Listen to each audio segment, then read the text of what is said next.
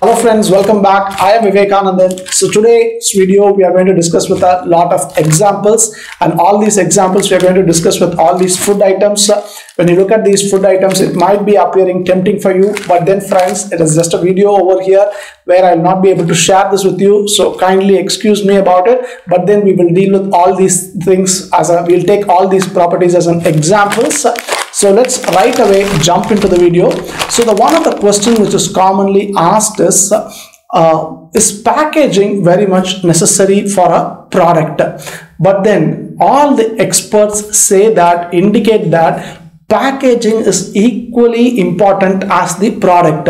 We people concentrate more on the quality of the product, but do we concentrate on the packaging part of the product? That is a big question mark. But those people who have actually concentrated on the packaging of the product have attained immense success. So let us take this, understand with a lot of example. There is this particular theory which is called as the 5-year-old theory. And what is this 5-year-old theory?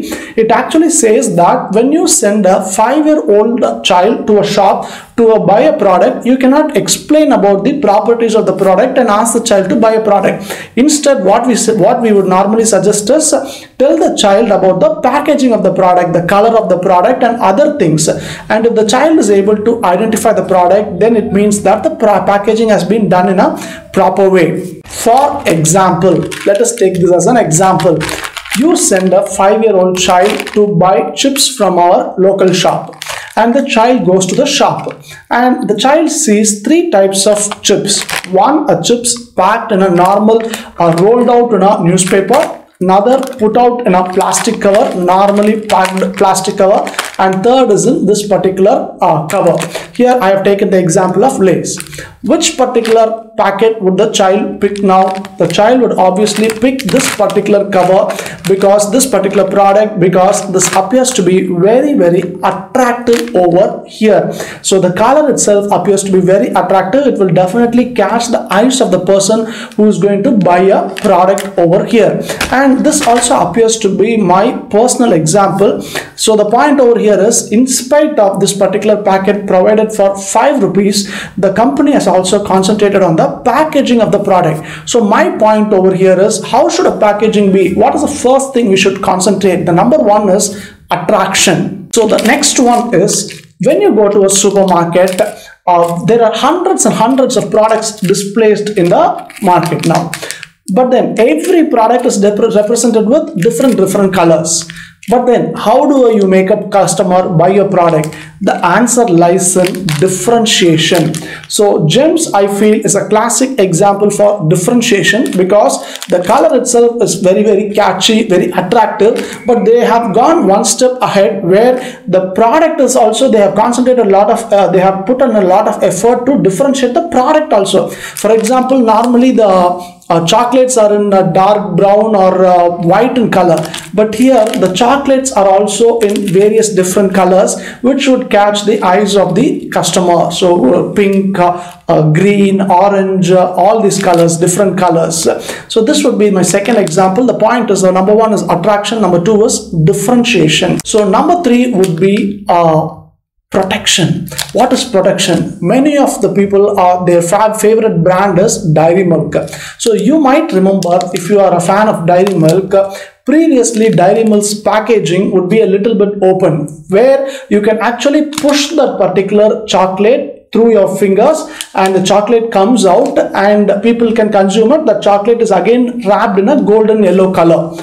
And the point over here is, today's packaging is totally different, where they have covered it, because in between there erupted a controversy where the chocolates were not safe because the packaging was a little bit open. So there was high possibility of germs getting in. But then Dairy Milk, what they did, they actually corrected it, and now it is much more protected. So the point over here is, the packaging should also concentrate on this particular element, which is protection for the product. So that is the most important one. And so the next one is information. So in today's scenario, all the regulatory authorities, what they do is they ask the producer to print out the ingredients used for making the product. So the point here is you have to display those information also in the particular product. So we have to think about that particular space also for the properties used to develop that particular product. That also needs to be displayed over here. The fourth one is information. Fifth one, this would be my personal example, which is very recently I was speaking with my friend over a phone. I think it was a Sunday evening, and the friend was over speaking with me. He was also munching something. I asked him, "What are you eating?" And the answer he gave was, with a lot of enthusiasm, he was giving this answer, which is, "You know what? I am eating a Little Hearts." And to my surprise, he went on and on. He started saying that I am eating Little Hearts right from my school days. And whatever diet I maintained throughout the week, this one day on a Sunday, I discard all those things and give it to a Little Hearts biscuit.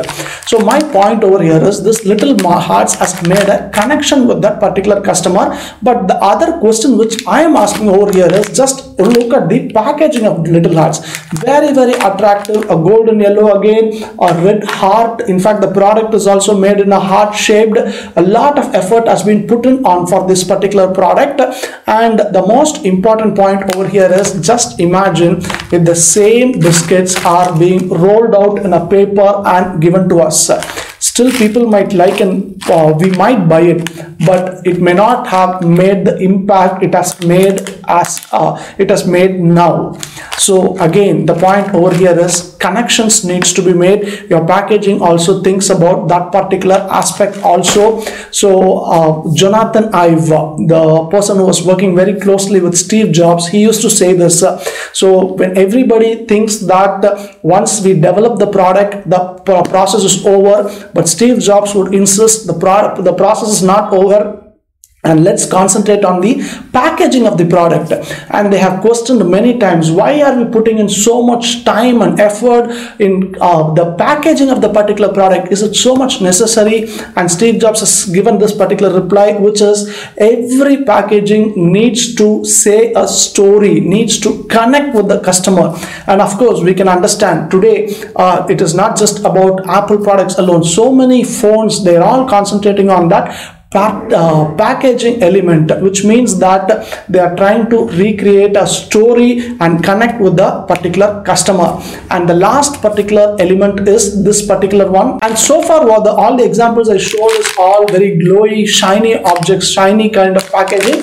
But will that alone sell? Not necessarily. So one of this particular brand which has made this granola bars over here is something called as A1CHIPS. The names have been displayed over here, but then look at the packaging. So the brand names are very visible.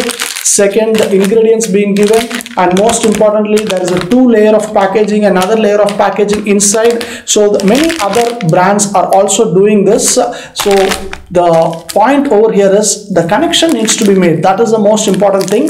So far the examples we discussed, which was with all these shiny kind of an objects, but that doesn't mean that we will always come out with very shiny kind of packaging alone. Even this kind of packaging would suffice. This also appears to be very neat and decent, where the brand here, it is something called as A1, which is being displayed over here, and the ingredients are being displayed at the bottom, and it has been protected by two layer of protection over here, the granola bars which has been made over here. So that is being given a two layer of protection. You call it as chickies.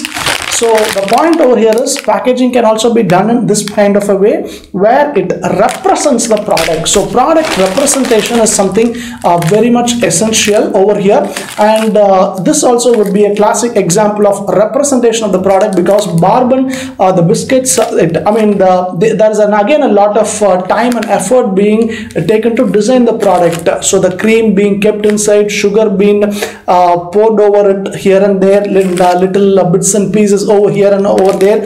And many might like this particular brand Bourbon.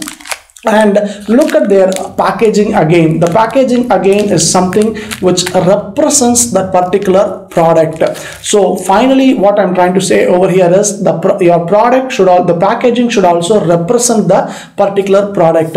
And what kind of representation is the best representation? It is always a genuine and authentic representation. For example, if the product is not a quality product and people just concentrate on the cover, the packaging alone, and if the product does not stand up to the cover, then also it is not going to attain success, because people may buy it only for the first time, but for the second time they might discard it. So the point is, representation, a genuine and an authentic representation also matters the most.